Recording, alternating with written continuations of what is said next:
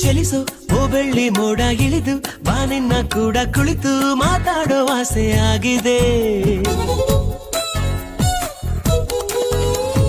ಅವಳ ಅಂದಾನ ಕುರಿತೆ ಮನಸ್ಸು ಬರೆದಂತ ಗೀತೆ ಬಳಿಗೆ ನೀ ಬಂದು ಕೇಳಬಾರದೆ.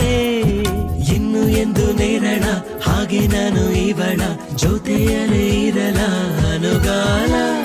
ನಡೆ ನೋಡಿ ಸರಳ ಮೆಚ್ಚಿಕೊಂಡೆ ಬಹಳ, ನನಗೆ ಅಂತ ಹುಟ್ಟಿ ಬಂದ ತಾರೆ ಇವಳ.